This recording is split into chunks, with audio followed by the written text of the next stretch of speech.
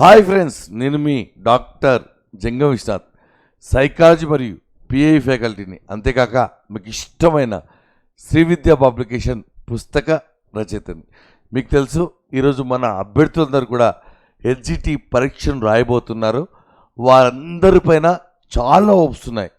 వారికి ఉన్నటువంటి ఏకైక డౌట్ ఏంటంటే, మా పరిస్థితి ఏమిటి? మేము చాలా చదువుకున్నాం, మాకు ఏది కూడా గుర్తు రావట్లేదు. మరి నాకు జాబ్ రాకపోతే నా పరిస్థితి ఏమిటి? నేను చదివినే వస్తాయా లేదా? మరి అంతేకాకుండా చాలామంది బయటకు వచ్చిన తర్వాత ఎలా రాశారు, పేపర్ ఎలా వచ్చింది అనే డౌట్లు వస్తాయి. తర్వాత అంతకంటే ముందుగా మొదట మాదే పేపర్, మరి ఎలా రాశారు అనే ఎక్స్పెక్టేషన్ కూడా చాలా ఉంటాయి. మాకు ముందు రాకుండా చివరికి వచ్చింటే బాగుండేది, అందరికంటే టైం ఎక్కువ ఉండేది. ఇలాంటి మాటలు మీకు వినిపిస్తుంటాయి, కనిపిస్తుంటాయి. మీకు ఒకే ఒక మాట చెప్తున్నాను, దయచేసి సమాజం గురించి ఏమాత్రం కూడా పట్టించుకోకండి. ఎందుకంటే సమాజం మిమ్మల్ని పట్టించుకోలేదు కాబట్టి. దయచేసి మీరు ఎగ్జామ్కి వెళ్తున్నారు, చాలా ప్రశాంతంగా వెళ్ళండి, తల ఎత్తుకొని వెళ్ళండి, తల ఎత్తుకొని బయటికి రావాలి. ఎలా వెళ్ళామో కాదు, ఎలా బయటికి వస్తున్నామో చాలు. సార్ నాకు ఏమీ గుర్తు రావట్లేదు, మీరు బాగా చెప్తారు కానీ ఏమీ గుర్తు రావట్లేదు అన్నప్పుడు మీరు 1,60,000 పాయింట్లతో ఎగ్జామ్కి వెళ్తున్నారు.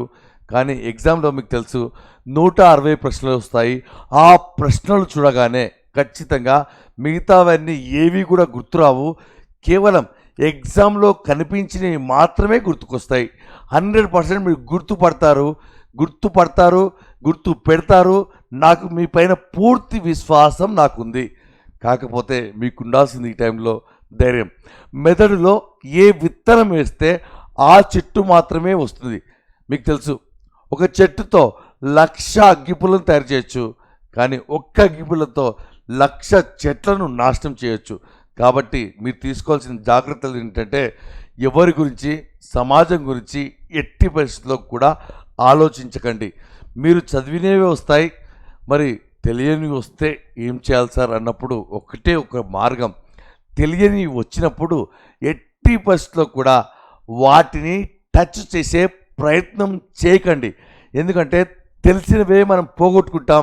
ఎవరైనా పరీక్ష రాసి బయటకు వచ్చి తెలిసి తప్పులు చేశామంటారు, కానీ ఎప్పుడు కూడా తెలియని కూడా చేశాము అని ఎవరు చెప్పరు. కాబట్టి దయచేసి మిత్రులారా, తెలియని ప్రశ్న వచ్చినప్పుడు స్కిప్ చేయాలి. రాని ప్రశ్న వచ్చినప్పుడు ఎలాంటి ప్రశ్న కూడా అధైర్యపడకూడదు. మరొక ముఖ్య విషయం మీకు తెలుసు, సింపుల్గా చెప్పాలంటే ధైర్యంగా ఉండడం మాత్రమే ఏకైక మార్గం. తెలియని ప్రశ్న టచ్ చేసి టైం వేస్ట్ చేసి కంటే తెలిసిన ప్రశ్నలు ముందుంటాయి అనే ఒక ఆశతో ముందుకు వెళ్ళడం మాత్రమే మనకు ఉన్నటువంటి ఏకైక మార్గం. మరియు ఈవెన్ ప్రపంచ క్రికెటర్ తీసుకున్న సచిన్ టెండూల్కర్ ప్రతి బాల్ని 6 కొట్టడానికి వెళ్ళడు. కాబట్టి మిగతా వాళ్ళు చదివారు, మిగతా వాళ్ళు బాగా చేస్తున్నారు, నేను చేయలేకపోతున్నాను అనే ఫీలింగ్ కనుక ఉంటే ఆ ఫీలింగ్ తీసేయండి. ఎందుకంటే సమాజం గురించి మీరు ఆలోచించకండి. మీకు మళ్ళీ చెప్తున్నాను, మీరు కరెక్ట్గా రాస్తారు, అవి మాత్రమే గుర్తుంటాయి. మరి సైకాలజీ పిఏ విషయానికి వస్తే నేను పూర్తిగా బాధ్యత వహిస్తాను. మీరు నిజంగా నా క్లాసులు కనుక వింటే, నేను అడిషనల్గా పీడిఎఫ్ కనుక పెట్టి ఉంటే దాంట్లో రాకపోతే పూర్తి బాధ్యత నేనే వహిస్తాను. మీరు ఖచ్చితంగా చేస్తారని నమ్ముతున్నాను. మీరు గుడి గంటను విన్నట్టుగా బడి గంటను వింటారు. ఖచ్చితంగా ఆగస్టు 15న మీరు ఖచ్చితంగా జెండాను ఎగరవేస్తారు. ఇదే ధైర్యంతో ముందుకు వెళ్తారు. ఒకటి గుర్తుపెట్టుకోండి, ఏంటంటే ఏమైనా కానివ్వండి, ఏమీ కాదు అనే మొండి ధైర్యంతో మీరు ఖచ్చితంగా పరీక్షకు వెళ్తున్నారు. మీరు మిగతా వారికి మార్గదర్శకంగా ఉండబోతున్నారు. ఎందుకంటే మొదటే కాబట్టి మీకోసం సమాజం ఎదురు చూస్తుంది. ఎందుకంటే మీ ప్రశ్నాపత్రాలు ఎలా ఉన్నాయి, మీ పేపర్లు ఎలా ఉన్నాయి అన్నప్పుడు.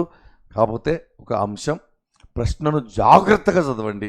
ఖచ్చితంగా ఒకేసారి చదవండి. చదివినప్పుడు మాత్రమే చాలా టైం మిగులుతుంది. ప్రశ్నను చదివేటప్పుడే లైట్గా తీసుకొని కనుక చదివితే మళ్ళీ రెండోసారి చదవాల్సి వస్తుంది. ఒక్కసారి తొందర పడితే మళ్ళీ ఇంకొకసారి చేయాల్సి వస్తుంది. కాబట్టి ప్రశ్నలో చివరికి కానిది, లేనిది, సరికానిది లాంటి అంశాలు ఉంటాయి.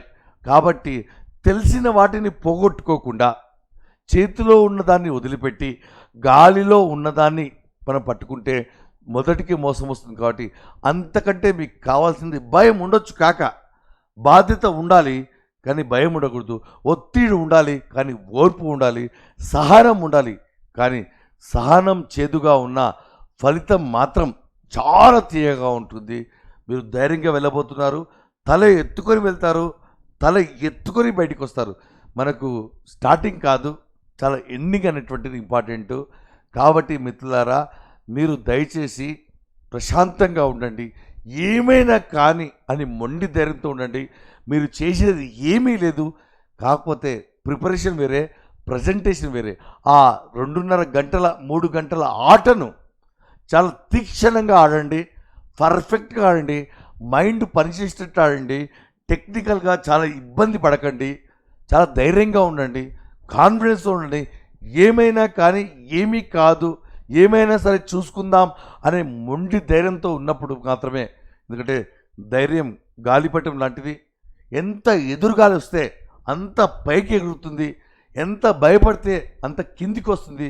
కాబట్టి మొండిగా వెళ్ళండి, తల ఎత్తుకొని వెళ్ళండి, కాళ్ళ ఎగిరేసుకుంటూ బయటికి రండి.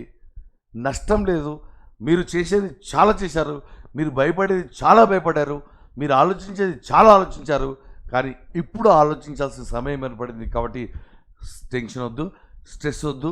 దయచేసి నా మాటలు వినండి. మీకోసం ఆలోచిస్తున్న వ్యక్తిగా, మీ తల్లిదండ్రుల తర్వాత ఆలోచిస్తున్న వ్యక్తిగా నేను మీ ముందు ఉన్నాను. ధైర్యంగా వెళ్ళండి. ఏమీ కాదు, ఏమైనా కాదు, ఏమీ కాదు, మీకు ఉద్యోగం మాత్రం వస్తుంది. 100%. All the best.